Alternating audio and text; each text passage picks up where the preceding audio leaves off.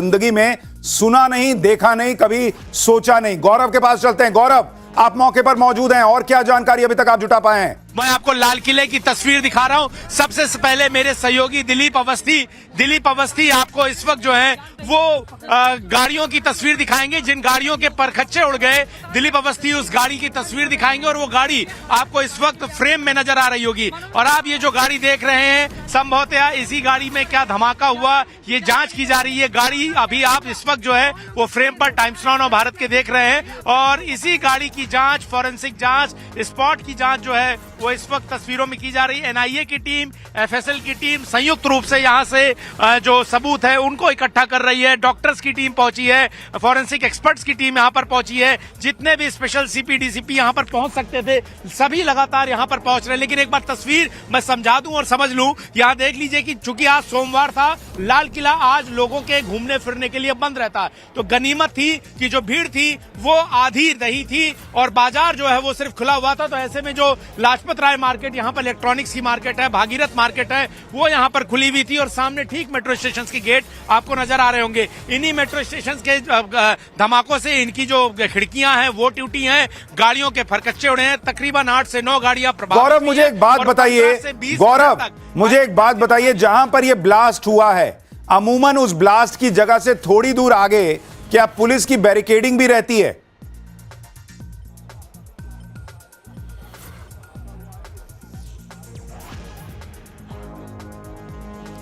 बिल्कुल, देखिए पुलिस की बैरिकेडिंग रहती है। बिल्कुल, मैं समझा देता हूं बहुत आसान तस्वीरों में। लाल किला लोग आते रहते हैं। आप देखिए ये बैरिकेडिंग है लाल किले की एंट्री की, जो आप इस वक्त देख रहे हैं। तो लाल किले की एंट्री जो है अमूमन यहां होती है, पैदल घुसने वाले लोग दूसरी तरफ से घुसते हैं। पास में वहां पर जो है ये जो आपको छोटे से यहां पर स्ट्रक्चर दिख रहे हैं बुर्ज वाले, इनमें जो है पुलिस की पोस्ट होती है। तो जहां पर धमाका हुआ वहां से मात्र 5 से 10 कदम की दूरी पर दिल्ली पुलिस का पोस्ट है। तो दिल्ली पुलिस के पोस्ट के बिल्कुल ठीक साथ में चलती गाड़ी में धमाका हुआ और उस धमाके की चपेट में 6 से 7-8 गाड़ियां जो है वो आई। और उसके बाद गौरव, मैंने आपसे ये सवाल इसलिए पूछा, गौरव मैंने आपसे ये सवाल इसलिए पूछा कि जहां पे ब्लास्ट हुआ वहां से, क्योंकि हम लोग भी गए हैं लाल किला और चांदनी चौक का इलाका, हमने देखा है पुलिस वहां पर खड़ी रहती है, बैरिकेडिंग रहती है, उनका पोस्ट रहता है। अगर ब्लास्ट जो है वो एक चलती कार में हुआ जो धीमी हुई और ब्लास्ट हो गया और उसके कुछ आगे ही अगर पुलिस का पिकेट था या पोस्ट था, क्या यह संभव है कि अगर ये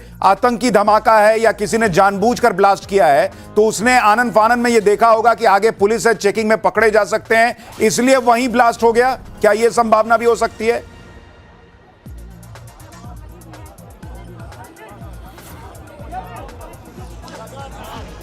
बिल्कुल, इस संभावना से इनकार नहीं किया जा सकता है कि वो व्यक्ति जो है उसने पुलिस की मौजूदगी को देखकर उस धमाके को डेटोनेट कर दिया हो, उस बम को जो है वो ट्रिगर किया हो, फाड़ दिया हो। लेकिन आप तस्वीर देखिए, यहाँ पर जो तस्वीर हालात बने वो ये बताती है कि ये धमाका जल्दबाजी में किया गया। और सुशांत, इस बात से भी इनकार नहीं कर सकते हैं कि हो सकता हो कि लाल किले में घुसने की कोशिश की हो, उसकी मंशा हो, लेकिन यहाँ पर पुलिस की मौजूदगी देखकर जो है वो यहाँ पर ठहर गया और धमाका पहले कर दिया गया हो, लेकिन जिसकी चपेट में आम लोग आए। लेकिन ये जो जगह है, दूसरी तरफ भागीरथ प्लेस, इलेक्ट्रॉनिक प्लेस की मार्केट है, एक तरफ गौरी शंकर का मंदिर। दिलीप अवस्थी जी एक बार दिखाइए, ये जो मंदिर का शिखर आपको दिख रहा है और जो ध्वज लहराता हुआ दिखाई दे रहा है, ये गौरी शंकर मंदिर, प्राचीन गौरी शंकर मंदिर। और चूंकि सोमवार का दिन था, तो सोमवार के दिन यहाँ पर बड़े पैमाने पर शिव भक्त जो है वो जल चढ़ाने के लिए सपरिवार आते हैं इस गौरी शंकर मंदिर में। भले ही लाल किला सोमवार को बंद रहा हो, लेकिन इसी सोमवार को गौरी शंकर मंदिर की भीड़ के चलते लाल किले को बंद रखा जाता है और इसमें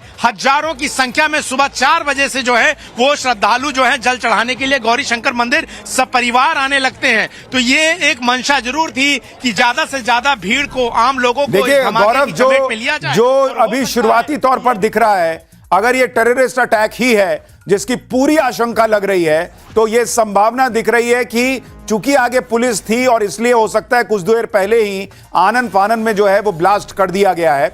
लेकिन आपको यह भी समझना होगा कि सुरक्षा एजेंसियों ने सुबह जिस तरीके से 350 किलो विस्फोटक बरामद किया था, 2600 किलो विस्फोटक जो है वो घाटी में बरामद हुआ था और गुजरात में एक केमिकल अटैक होने वाला था, उसके आरोपी को पकड़ा गया था। जिस तरीके से वो सारी कड़ियां अगर जुड़ती हैं तो क्या यह संभव है कि जो बड़ा प्लान था एक साथ 10-20 धमाके करने का, कोई केमिकल अटैक करने का, वो चूंकि सारा फेल हो गया, इसलिए आनन फानन में कोई टेररिस्ट अटैक किया गया हो। ये सारे सवाल अभी जिंदा हैं। मैं आपको तस्वीरें दिखाता हूं, सुबह से जो लगातार सुरक्षा एजेंसियां काम कर रही थी, कैसे रिकवरी हुई है। आप जरा एक बार दिखाइए, ये घायलों को जो ले जाया जा रहा है उसकी तस्वीर आप देख रहे हैं, लेकिन मैं आपको दो तस्वीर दिखाता हूं कि जिस तरीके से लगातार सुरक्षा एजेंसियां काम कर रही थी, बड़ी बड़ी रिकवरी हो रही थी।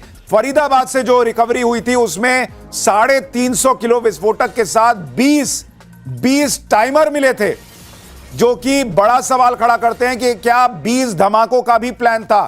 तो ये बहुत बहुत बड़ी बात है। ये देखिए, आपको तस्वीरें दिखा रहा हूं, डॉक्टर मुजम्मिल जो पकड़ा गया था, मुजम्मिल शकील, किले के पास सुभाष मार्ग ट्रैफिक सिग्नल पर I-20 हुंडई गाड़ी में एक ब्लास्ट हुआ है। ब्लास्ट के कारण आसपास की कुछ गाड़ियां और कुछ मार्ग पर जा रहे लोग भी इंजर्ड होने के समाचार हैं। प्राथमिक सूचना जो मिली है उसमें कुछ लोग हताहत भी हुए हैं। ब्लास्ट की सूचना आते ही 10 मिनट में Delhi crime branch, Delhi special branch की टीमें स्पॉट पर पहुंची है। NSG और NIA की टीम FSL के साथ अभी गहन जांच करने का शुरू किया है। आसपास के स्थान के सभी CCTV कैमरा और बाकी सब चीज़ों की जांच के आदेश दे दिए गए हैं। मेरी CP दिल्ली से भी बात हुई है, स्पेशल ब्रांच के इंचार्ज से भी बात हुई है। CP दिल्ली और स्पेशल ब्रांच के इंचार्ज स्पॉट पर मौजूद हैं। हम सभी संभावनाओं को तराश रहे हैं और सभी संभावनाओं को ध्यान में रखकर इसकी गहन जांच की जाएगी। सभी ऑप्शन की तुरंत जांच होकर नतीजा जो आएगा, जांच हम जनता के सामने रखेंगे। मैं कुछ ही देर में स्पॉट पर भी जा रहा हूं और अस्पताल में भी मैं तुरंत जाऊंगा। तो गृह मंत्री अमित शाह का बयान, पहला बयान देश के गृह मंत्री का आ गया है और उन्होंने खुद जानकारी दी है। देश के गृह मंत्री अमित शाह का पहला बयान, उन्होंने कहा है कि I-20 कार में धमाका हुआ है, ये क्लियर है, और वहां पर कई लोग हताहत भी हुए हैं। वो खुद मौके पर जा रहे हैं, उन्होंने कहा है। और साथ ही उन्होंने बड़ी बात कह दी है कि हर एंगल से जांच होगी। यानी अभी कोई रूल आउट नहीं कर रहा कि यह टेररिस्ट अटैक भी हो सकता है। CNG ब्लास्ट की तो कोई संभावना लग नहीं रही, लेकिन सारे CCTV कैमरे जो हैं वो खंगाले जा रहे हैं। रविकांत, आपके पास कोई जानकारी?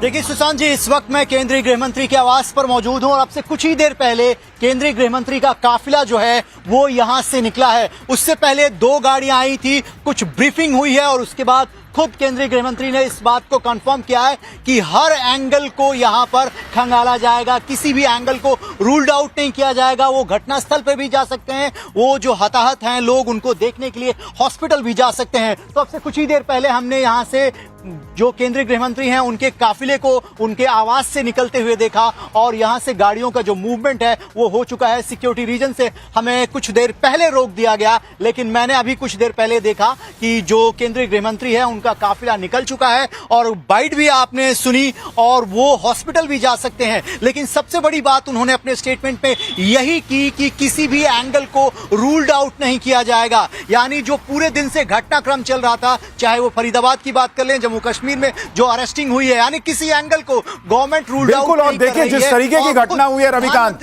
ये बहुत अहम है कि गृह मंत्री ने खुद सामने आकर तुरंत देश की जनता को बताया है कि ये चीजें हुई हैं, वो मौके पे जा रहे हैं और जो भी जानकारी मिलेगी तुरंत देश की जनता को उसके बारे में बताया जाएगा। लेकिन जो बड़ी बात वो कह रहे हैं कि कोई भी आशंका जो है उसको रूल आउट नहीं किया जा रहा, और जो बड़ी आशंका जिसके बारे में हम बात कर रहे थे वो आशंका ये कि जो फरीदाबाद में गिरफ्तारी हुई, फरीदाबाद में रिकवरी हुई, जो घाटी में रिकवरी हुई, जो गुजरात में व्यक्ति पकड़ा गया, डॉक्टर मुजम्मिल से लेकर दूसरे लोग, क्या वो सारे तार जुड़े हुए हैं? एक बहुत कोऑर्डिनेटेड टेररिस्ट अटैक का क्या प्लान था, जिसमें केमिकल वेपन भी इस्तेमाल होना था, जो गुजरात में रेसिन पकड़ा गया है, जो बनाने की चीजें पकड़ी गई हैं। क्या 20 धमाके और होने थे अगर वो नहीं पकड़ा गया होता तो? और क्या हो सकता था, ये बड़ा सवाल है। एक बार चलते हैं सोहेल के पास, हमारे सहयोगी कश्मीर से जुड़ रहे हैं।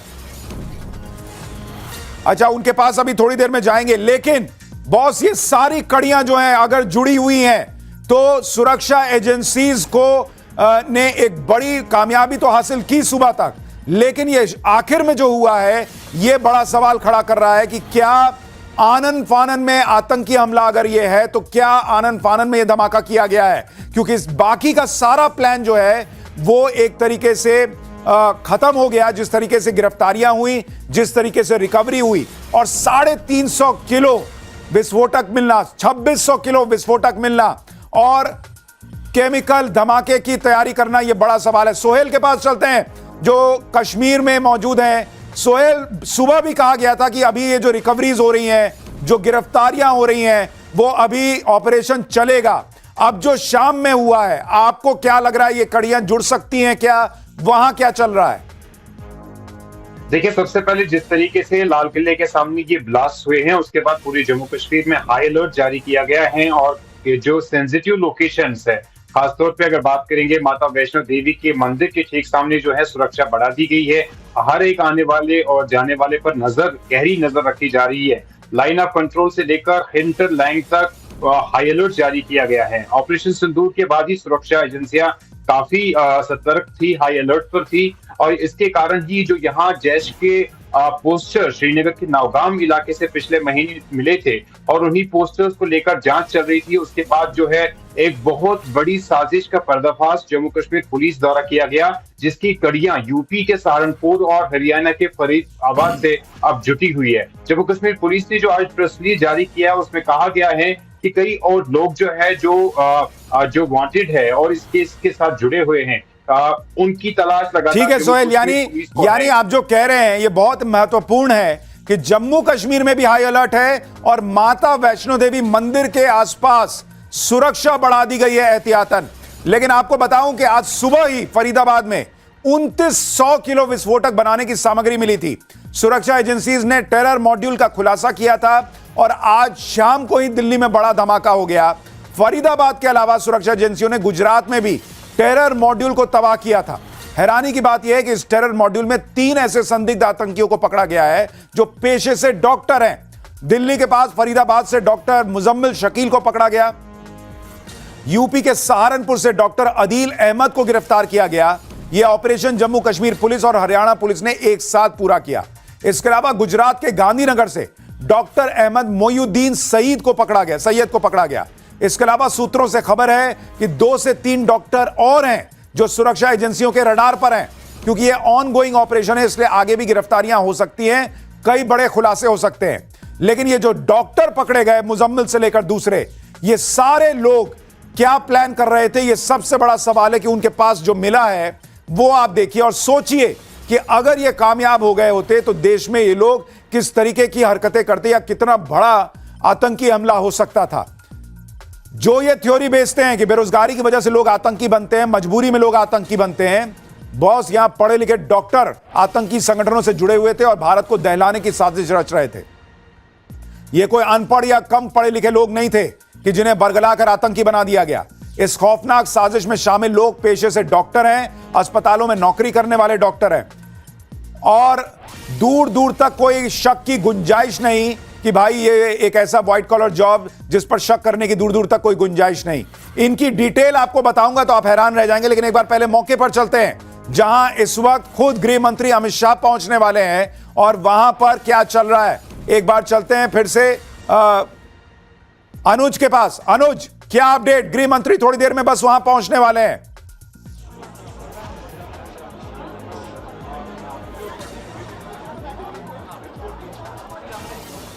जी बिल्कुल, थोड़ी देर में ही यहाँ पे गृह मंत्री पहुँचने वाले हैं, लेकिन उससे पहले जो सबसे बड़ी बात है, क्योंकि सवाल यही उठ रहा था कि लगातार हम ये भी देख रहे थे कि ऑपरेशन सिंदूर के बाद से ही लगातार जो पाकिस्तानी बेस्ड आतंकी संगठन है वो भारत के खिलाफ साजिश रचने की कवायद कर रहे थे, और इसी के तहत हमारी सुरक्षा एजेंसियां जो हैं वो हमेशा चौकस रही हैं, और लगातार हमने देखा कि धरपकड़ चलती रही। इसी के तहत जिस तरीके से कल गुजरात एटीएस ने आईसिस के एक मॉड्यूल का पर्दाफाश किया, आज जिस तरीके से फरीदाबाद से एक डॉक्टर के घर से सबसे पहले 360 किलोग्राम विस्फोटक बरामद होता है, उसके बाद करीब 2600 के आसपास 2563 के आसपास विस्फोटक बरामद होता है। इसके साथ साथ टाइमर बरामद होता है और निश्चित तौर पर हथियार बरामद किए जाते हैं, बैटरीज बरामद की जाती है। उससे साफ पता चलता है कि किस तरीके से साजिश रचने की कवायद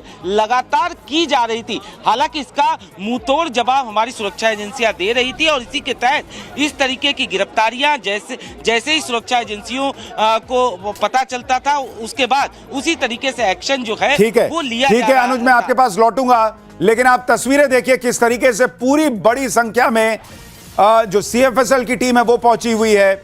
वहां पर गृह मंत्री अमित शाह पहुंचने वाले हैं। ये तस्वीर आप देखिए, ये लाइव तस्वीरें हैं।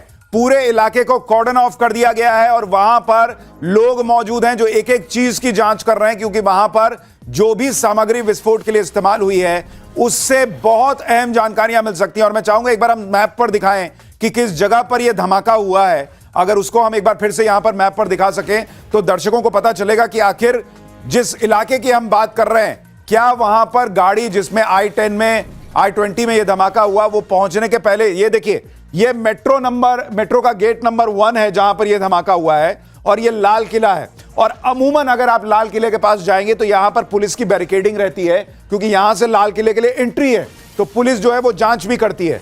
अचानक से एक गाड़ी आई और वहां पर यहीं पर रेड लाइट के पास, मतलब इतनी सी दूरी में अगर ब्लास्ट हुआ है, तो क्या यह संभावना है कि जानबूझकर ये देखते हुए कि अगर गाड़ी यहां तक आई तो पुलिस पकड़ सकती है, रिकवरी हो सकती है, आनन फानन में यहीं पर ब्लास्ट कर दिया गया? क्या यह हो सकता है? क्योंकि अगर वो आतंकी हमला है तो उनका निशाना जो है, संभव है कि चूंकि दिगंबर जैन मंदिर है, गौरी शंकर मंदिर है, यहां पे भीड़ ज्यादा हो सकती है, तो संभव है कि वो टारगेट कर सकते थे कि और करीब आते और यहां धमाका करते। दिल्ली धमाके में बहुत बड़ा खुलासा। इस वक्त जिस गाड़ी में ब्लास्ट हुआ वो नदीम खान की थी। सूत्रों के हवाले से बड़ी खबर, नदीम खान नाम के व्यक्ति की गाड़ी थी, यह बताया जा रहा है। दिल्ली में धमाके को लेकर बहुत बड़ी खबर।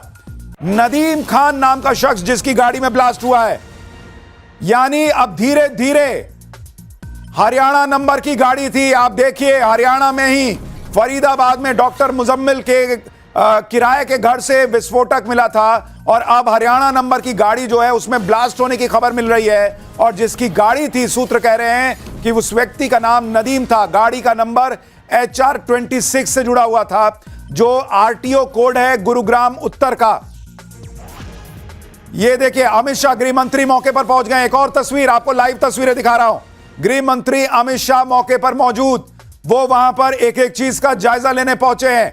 और सरकार लगातार, खुद गृह मंत्री ने कहा, वो LNJP अस्पताल पहले पहुंचे हैं। ये देखिए तस्वीरें, वो अस्पताल में पहले घायलों का हालचाल पूछने के लिए पहुंचे हैं, और उसके बाद उन्होंने पहले ही क्लियर कहा है कि वो जाएंगे और वहां पर मौके पर जो घटना हुई है वहां पर भी वो जाएंगे।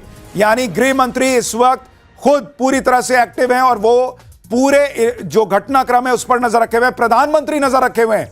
उन्होंने खुद गृह मंत्री को फोन करके पूरी जानकारी ली है कि दिल्ली पुलिस कमिश्नर ने क्या बताया है, स्पेशल सेल ने क्या बताया है। NIA की टीम मौके पर रवाना कर दी गई है, वो वहां पहुंची हुई है। और हरियाणा से विस्फोटक मिला था सुबह, आपको याद होगा, जो मैं पहले भी आपको बता रहा था।